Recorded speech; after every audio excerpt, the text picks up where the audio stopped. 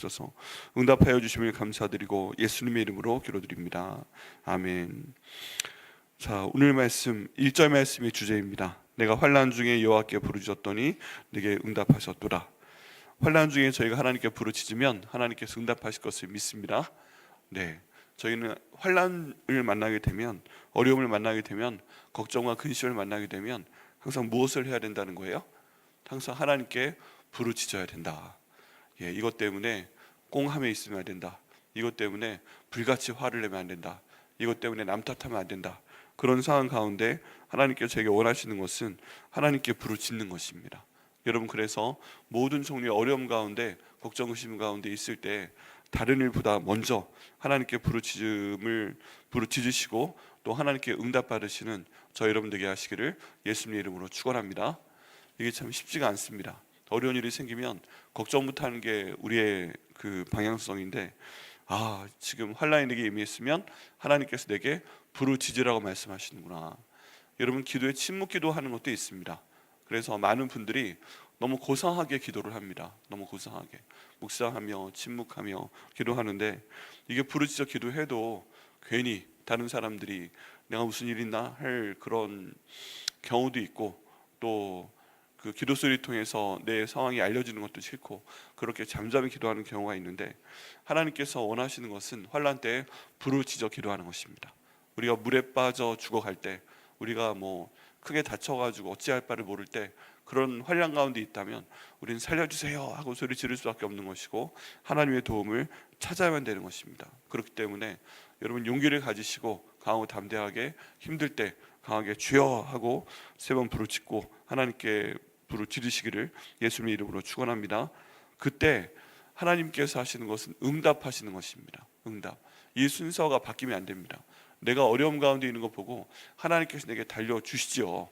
언제나 나와 함께 계신 하나님이기 때문에, 세상 끝날까지 예수님께서 저희와 함께 하신다고 하셨기 때문에 항상 저희와 함께 계십니다.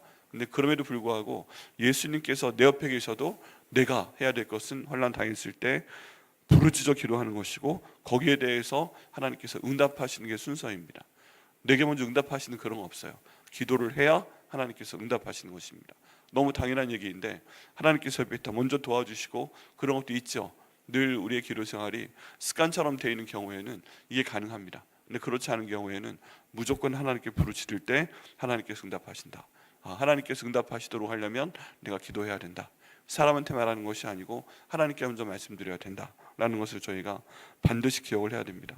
그러면 오늘 본문 말씀에서 특별히 여기 다윗이 왜 환난 중에 들어갔는가, 왜 어려움 가운데 빠져 들어가는가, 그 2절부터 나머지 7절까지의 내용을 보면 말 때문에 그런 겁니다. 말. 결국에 지금 모든 이 환난의 근본적인 원인은 말 때문에 그렇다. 말 때문에 다윗이 이렇게 힘들어하고, 말 때문에 정말 다윗이 죽을 것 같고, 말 때문에 부르짖는 것을 볼 수가 있습니다. 자, 2절부터 내용을 보면 여호와여 거짓된 입술과 속이는 혀에서 내 생명을 건져 주옵소서. 지금 다윗이 생명의 위협을 느끼고 있습니다. 근데 무엇 때문에 생명의 위협을 느끼고 있어요? 거짓된 입술, 거짓말하는 말이 있는 것이고, 또 속이는 혀.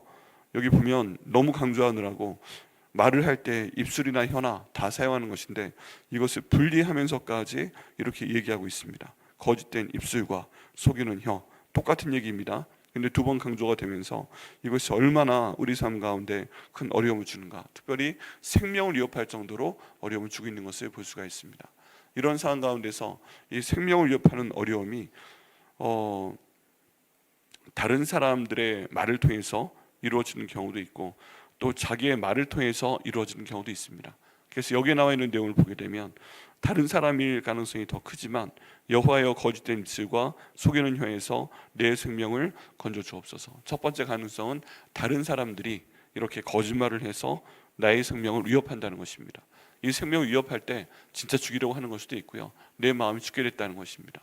그래서 저희가 항상 기도해야 됩니다. 하나님, 거짓된 혀, 거짓된 입술, 속이는 혀가 나를 공격하지 않도록 인도하여 주시옵소서. 그게 나에게 그 어려움을 주지 않도록 인도하여 주옵소서. 또 하나 제가 기도해야 될 것은, 이 여기 나와 있는 거짓된 입술과 속이는 혀가 나의 거짓된 입술과 나의 속이는 혀인 경우도 있다는 것입니다. 여러분, 이 경우가 참 위험한데, 가끔 보면 습관적으로 거짓말을 하게 되는 경우가 있어요. 그리고 그 거짓말의 이유가 자기를 돋보이게 하기 위해서, 자기가 다른 사람들을 다스리기 위해서, 뭐 그런 경우도 있습니다. 모든 것을 자기에게 유익하도록 만들기 위해서 거짓말을 하는 겁니다. 자기를 과대포장한다든지, 뭐 자기가 어떤 일을 맡고 싶다든지, 뭐 등등 여러 가지 때문에 자기가 스스로 거짓말을 하면서 결국 자기를 위험에 빠뜨리는 경우도 참 많이 있는 것을 저희가 보게 됩니다. 예를 들어서 그 엘리야의 종이었던 게하시 같은 경우에 나아만 장군이 와서 치유함을 받고 갑니다. 그런데 와, 내 주인께서는 왜 저 사람을 그냥 보내시는 거지? 해서 주인이 시킨 적이 없는데 찾아가서 내 주인께서 보답을 원하신다 라고 거짓말을 하게 됩니다. 그래서 결국에 그 게하시는 문둥병자가 됩니다. 그게 거짓말 때문에. 그래서 성경에 보면 거짓의 영이 있는데 이 거짓의 아비는 바로 마귀다, 사탄이다 라고 성경은 얘기하고 있습니다. 그래서 저희가 항상 기도해야 됩니다. 하나님, 저희가 거짓의 영 가운데 사로잡히지 않도록 인도하여 주시옵소서. 나의 유익 때문에 하나님의 이름을 팔지 않도록 인도하여 주옵소서. 이거 너무너무 중요합니다. 하나님, 그를 통해서 내가 내 생명이 위태로워지는 곳에서 저를 건져 주옵소서. 하다 보면은 참 이렇게 둘러보다 보면 하나님의 이름을 가지고 거짓말하는 사람들이 생각보다 많아요. 그게 문제인 겁니다. 하나님, 그런 일이 저희 삶 가운데서 벌어지지 않도록 인도하시고, 우리 교회 가운데 그런 일이 없도록 인도하시고, 우리 사회 가운데서도 그런 일이 없도록 인도하여 주시옵소서 라고 기도할 때 하나님께 응답하실 걸 믿습니다. 또 다른 사람이 한 말 때문에 내 생명이 위협을 받고 내가 죽고 싶어하는 상태가 되고 내 재산이 문제가 생기고 나의 가족 간의 문제가 생기고 그런 말들이 있을 때 하나님, 그 모든 말들이 딱 그쳐지게 하여 주시옵소서. 그럴 때는 거짓의 영에 대해 선포해야 됩니다. 하나님, 이런 거짓의 영이 주님 저희 주변 사람들을 또 다른 사람들을 잡지 않도록 인도하여 주시고, 이를 통해서 하나님, 내가 생명의 위태함을 받을 정도로 어려움이 없도록 인도하여 주옵소서. 내가 나사렛 예수를 명하노니 나를 힘들게 하고 내 생명을 위태롭게 하는 거짓된 입술과 속이는 혀를 주관하는 악한 원수 마귀야, 나사렛 예수를 명령한다, 떠나갈 지어다 하고 선포하시길 바랍니다. 그 말을 만들어내는 사람이라기보다 이게 쓰임받는 거구나 생각을 해서 그대에 있는 마귀를 대적하고 마귀에 선포하는 것이 중요합니다. 그 사람한테 대적하는 것도 어떻게 보면 필요합니다. 그런데 사실은 이용당하는 것이라면 본인도 모르게 이렇게 당하는 경우도 있어요. 그래서 일단 긍휼히 여기는, 불쌍히 여기는 마음을 가지고 그대에 있는 영에 대해서 예수님의 말씀으로, 기도로, 선포함으로 대적하는 것이 가장 중요합니다. 자, 이를 위해서 잠깐 기도하시겠습니다. 같이 기도하시겠습니다. 하나님 아버지, 제가 거짓된 입술과 속이는 혀를 갖지 않도록 하여 주시옵소서. 제가 거짓말해서 스스로 제 무덤을 파는 일이 없도록 하옵소서. 하나님 아버지, 제 주변에 거짓된 입술과 속이는 혀를 사용하는 악한 영을 물리쳐 주시옵소서. 내가 나사렛 예수 이름으로 명령한다. 내게 거짓을 말하게 하는 원수마귀들아, 떠나가지어다. 내 주변에서 거짓을 말하게 하는 원수마귀들아, 떠나가지어다. 백현목교회에서 거짓을 말하게 하는 원수마귀들아, 떠나가지어다. 우리나라에서 거짓을 말하게 하는 원수마귀들아, 떠나갈지어다. 아멘. 이것도 대적해야 됩니다. 3절 말씀에 너 속이는 혀여 무엇을 내게 주며 무엇을 내게 더할꼬, 장사의 날카로운 칼과 로뎀나무 숯불이로다 라고 이 속이는 혀의 어떤 효능을 얘기하고 있습니다. 속이는 혀가 어떤 역할을 하는가? 날카로운 화살이다. 날카로운 화살이다. 이 말이 거짓말이라도 일단 활에서 화살이 벗어나서 나의 몸 가운데 꽂히면 엄청나게 아플 수밖에 없죠. 화살을 맞아본 적은 없지만 우리가 조금만 다쳐도 힘이 든데 이 날카로운 화살이 나에게 꽂히는 것처럼 만약에 거짓된 말이 나에게 영향을 주고 내 가족에 영향을 주고 우리 교회에 영향을 주고 우리 나라 민족에게 영향을 줄 수 있다는 것입니다. 이만큼 강력한 것입니다. 날카로운 화살. 그리고 로뎀나무 숯불이로다, 불을 얘기하고 있습니다. 이 거짓 말, 그리고 날카로운 말, 여기에 대해서 야고보서에서도 하나님께서 혀는 곧 불의 근원이다, 불의 세계다라고 말씀하고 있습니다. 말 때문에 사람이 확 불타오르는 경우가 정말 많이 있어요. 그 말만 들으면 가슴이 불타오릅니다. 내가 그런 말을 한 적이 없는데 왜 내가 그런 말을 했다고 하지? 내가 그런 행동을 한 적이 없는데 왜 그런 거짓말을 하지? 내가 그런 의도를 가진 적이 없었는데 왜 그런 말로 사람의 의도를 이상하게 만들지?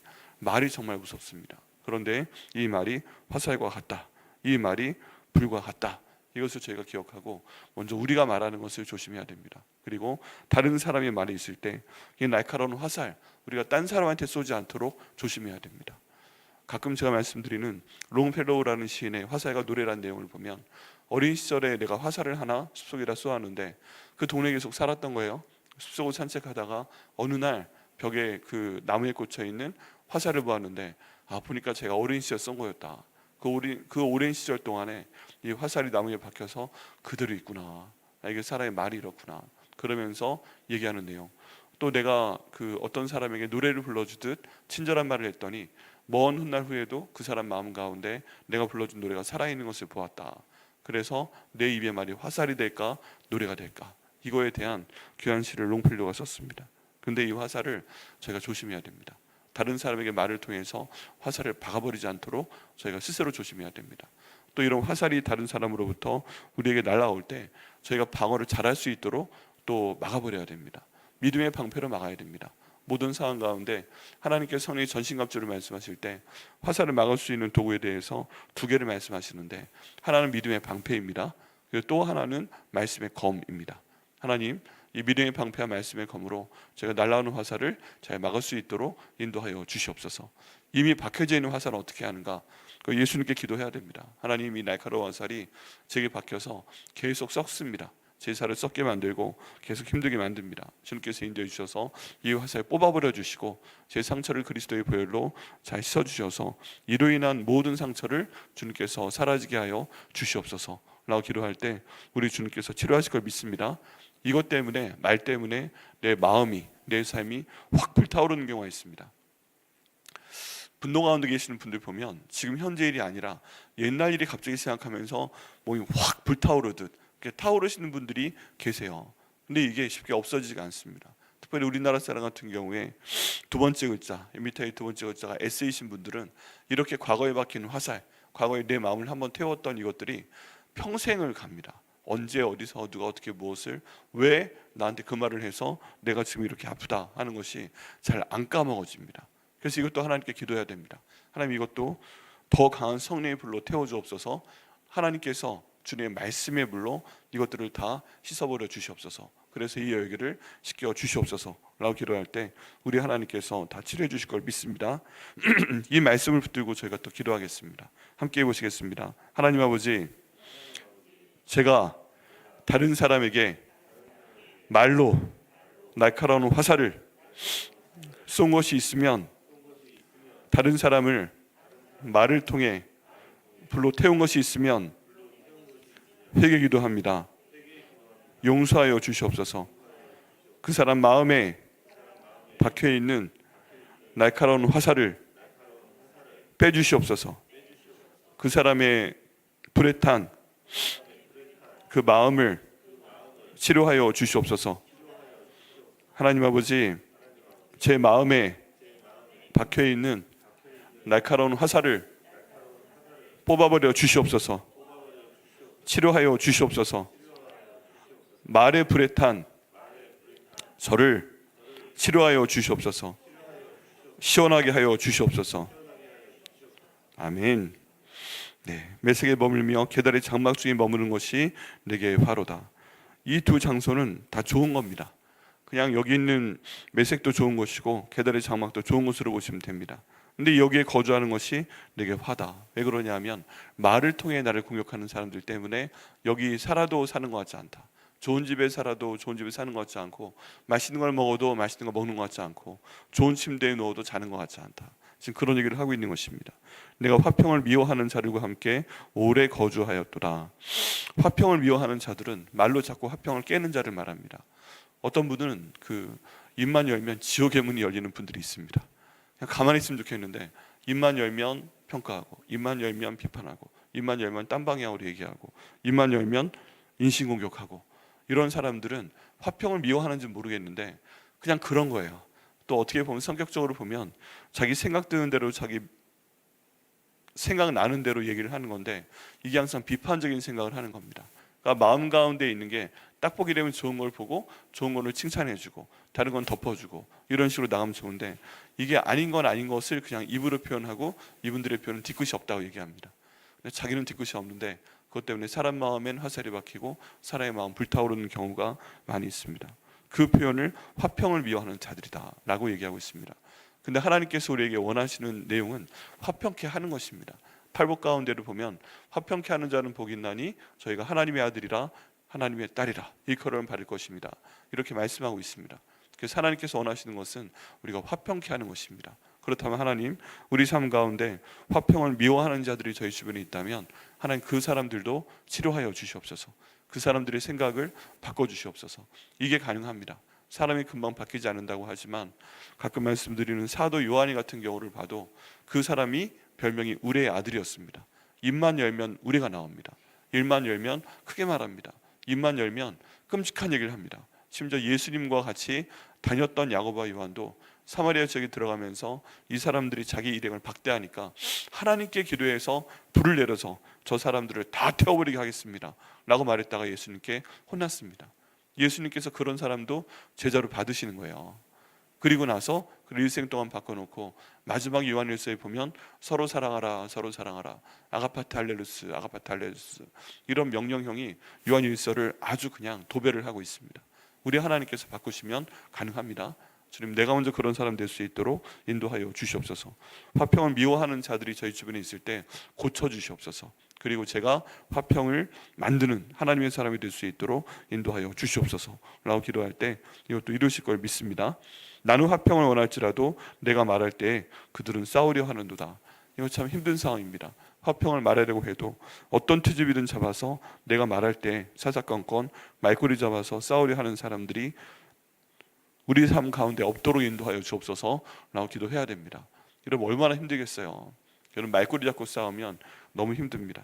이게 저희가 제자반 할 때 다뤘던 교류 분석이라는 내용도 있는데, 이 화평을 깨는 사람들이 하는 방법은 말의 꼬리를 잡고 싸우는 것입니다.